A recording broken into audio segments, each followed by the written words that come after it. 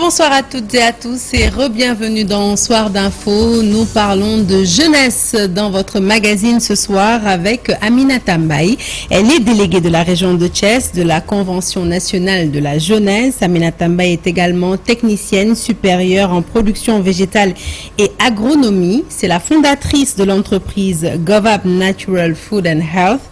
Et elle est aussi présidente du réseau des entrepreneurs de Tivaouane. Aminata est donc là ce soir pour nous parler de la Convention nationale jeunesse. Bonsoir Aminata. Bonsoir Sarah. Alors, bonsoir tout le monde. Comment ça va à Tivaouane? Ça va bien à Tivaouane. Alors avec vous, tout de suite, nous allons parler de cette convention à laquelle vous avez pris part aujourd'hui, Convention nationale de la jeunesse, pour tous les téléspectateurs qui nous regardent ce soir et qui ne savent pas réellement ce que c'est. En quelques mots, comment vous définiriez la Convention nationale de la jeunesse et quelle est surtout son importance pour les jeunes? D'accord. Merci pour la question. La Convention nationale de la jeunesse, comme vous le dites, c'est un dialogue qui est vraiment initié par CJS, c'est le consortium Jeunesse Sénégal. C'est des consultations départementales qu'on a eu à faire dans les 14 régions du Sénégal. Et on a consulté 3500 jeunes. C'est pour vraiment voir quelles sont les aspirations des jeunes et quelles sont les problématiques qui se trouvent dans les localités différentes du pays. Alors, c'est une convention, on va dire, sa création en tout cas est l'aboutissement d'un long processus initié il y a très longtemps. Mais comment les jeunes du Sénégal ont-ils pu intégrer cette convention, sur quelle base et surtout comment ils font entendre leur voix au sein de la Convention? En fait, pour faire entendre leur voix, il y a eu des consultations, comme je l'ai dit tantôt, qui ont été faites. Ce qu'on a appelé le concept Wartanu Ndaouni. C'est-à-dire dans chaque département, qu'on trouve les organisations de jeunes qui sont sur place. On fait un débat consultatif et faire parler les jeunes pour qu'ils puissent dire dans leur localité quelles sont vraiment les difficultés qui relèvent de la jeunesse, mais aussi quelles sont les recommandations et peut-être ce que le gouvernement ou les partenaires techniques financiers qu'est-ce qu'ils peuvent faire pour vraiment améliorer la situation des jeunes. Alors, au-delà du gouvernement, quels sont aujourd'hui les partenaires techniques et financiers qui accompagnent cette initiative? Pour la Convention nationale, nous sommes accompagnés par l'Agence française de développement AFD, la Fondation Mastercard, mais aussi le ministère de la Jeunesse et des Sports. Alors, Aminata, vous faites partie de ces jeunes qui avaient formalisé les propositions de la jeunesse dans un livre blanc que vous avez remis d'ailleurs à Madame la ministre de la Jeunesse ainsi qu'aux autorités qui étaient présentes aujourd'hui à cette convention. Quelles sont les principales recommandations que vous avez formulées dans ce livre et surtout quelles sont celles qui pourraient avoir un impact rapide sur la jeunesse, parce qu'on sait qu'il n'y a que des urgences dans ce secteur? Oui, parce que quand on parle de jeunesse, tout est urgent. Absolument. Mais on a fait l'effort de rassembler toutes les recommandations qui ont été recueillies lors de ces débats régionaux, départementaux, dans un livre blanc qui est vraiment articulé autour de 5 piliers phares, c'est-à-dire les recommandations les plus urgentes. Donc parmi ces recommandations, il y a l'engagement et la citoyenneté, il y a l'insertion, la formation, il y a l'entrepreneuriat et l'employabilité, mais il y a aussi les questions d'inclusion et de genre. Donc en ce qui concerne par exemple l'entrepreneuriat et l'employabilité, les jeunes ont vraiment dit que ils ont le problème de l'entrepreneuriat au niveau des jeunes, c'est l'accès au financement. Ils pensent que quand un jeune a un projet, il se perd parmi la pléthore d'institutions qui œuvrent soit dans l'accompagnement ou bien dans le financement. Donc ce qu'ils proposent, c'est des guichets uniques, simplifiés, mais territorialisés. Que les jeunes de Dakar qui se trouvent à Guédiawaye aient les mêmes chances que les jeunes de Kédougou qui se trouvent à Salémata ou à Saraya. Donc quand c'est territorialisé, donc chaque jeune, selon son département, peut trouver des mécanismes simplifiés, mais aussi proches de sa localité. Une équité dans le traitement. Voilà, une équité dans le traitement. Parce qu'on sait qu'au Sénégal, il y a vraiment cette fracture territoriale. Donc ce qui fait que certains départements sont beaucoup plus avantagés que d'autres. Donc ça, c'est sur le pilier 3, en ce qui concerne l'entrepreneuriat. Mais sur l'employabilité aussi, on constate qu'il y a vraiment une inadéquation sur la formation et vraiment les réalités du marché. Entre la formation et la réalité. Voilà, entre la formation et les réalités du marché. C'est comme si quand on trouve un jeune qui a un master sur un tel domaine, qui vient d'être recruté fraîchement dans une entreprise, n'arrive même pas à trouver les premiers pas et à faire l'immersion.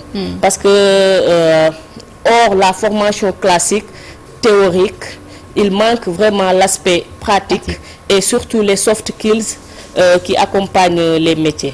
Donc nous voulons vraiment des formations qualifiantes, que les jeunes puissent avoir des formations qui leur permettent d'être prêts à l'emploi. Donc ça c'est sur la thématique employabilité et entrepreneuriat. Pour revenir sur l'aspect inclusion et le genre, nous constatons en tant que femmes que par exemple, sur l'accès à la terre, c'est comme si les terres sont seulement réservées aux hommes.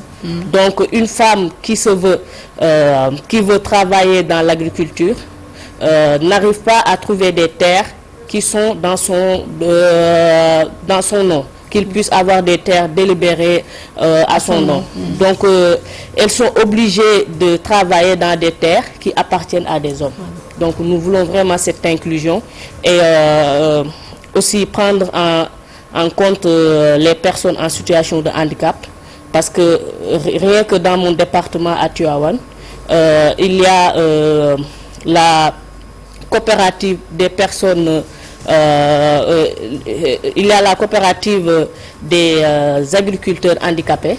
Donc quand on les revoit vraiment dans leur champ, en chaise roulante, en train d'arroser avec le goutte à goutte, à récolter et à commercialiser leurs produits, on se dit que ce n'est pas notre situation qui fait qu'on ne peut pas travailler. Absolument. Il ne faut pas les laisser en rade et les destiner à la mendicité. Mais si on les accompagne, on les forme et on les finance, vraiment ils pourront travailler de manière décente. Alors l'ambition de cette Convention nationale de la jeunesse, c'est d'aboutir bien entendu à des réformes concrètes en faveur de l'inclusion des jeunes. Est-ce que vous avez eu le sentiment aujourd'hui, Aminata, que des engagements concrets ont été pris par les jeunes, l'État ou alors les partenaires techniques financiers qui étaient présents à la cérémonie? Bon, on a vraiment eu un sentiment de satisfaction parce que la ministre de la Jeunesse, Mme Khady Gueye, a été empêchée à cause du Conseil des ministres, mais elle a envoyé quand même tous les directeurs généraux et ils ont pris des engagements par rapport aux recommandations que les jeunes ont fait sur les piliers que je viens de citer, l'employabilité, l'inclusion, l'entrepreneuriat.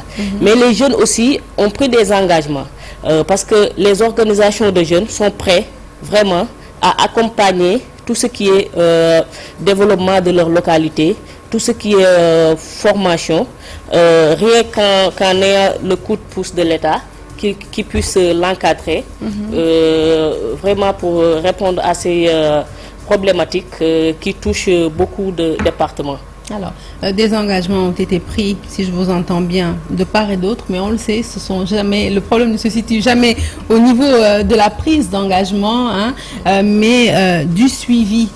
Quel sera le rôle des organisations de jeunesse justement pour suivre cet agenda et surtout ne pas perdre les acquis que vous avez pu quand même obtenir hier?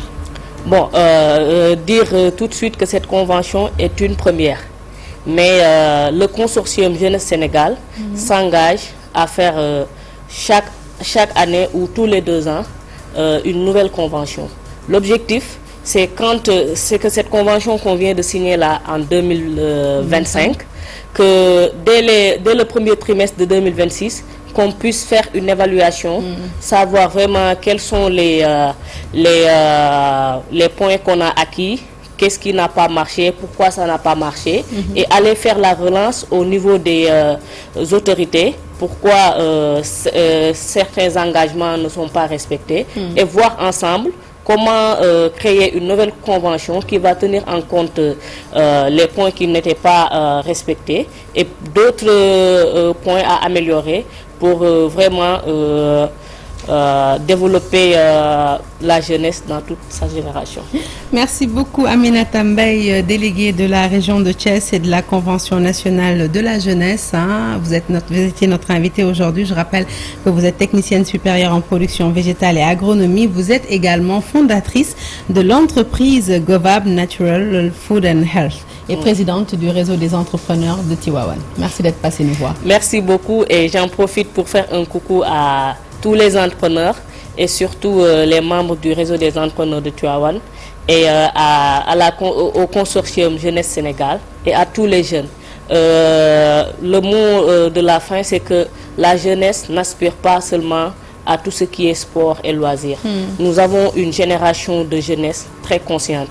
Et là, on l'a dit, la jeunesse mérite un ministère entier, que vraiment en plein exercice, qu'on puisse se concentrer sur tout ce qui est formation et accompagnement de la jeunesse. Merci Sarah. Merci beaucoup Aminata d'être passée nous voir. Merci à vous de nous avoir suivis. Comme je l'ai dit tantôt, l'actualité se poursuit sur toutes nos plateformes digitales. Juste avant de se quitter, on souhaite un heureux retour à Badara Gadiaga au sein de sa famille et de ses proches. Excellente suite de programmes en notre compagnie. On se retrouve demain avec grand plaisir.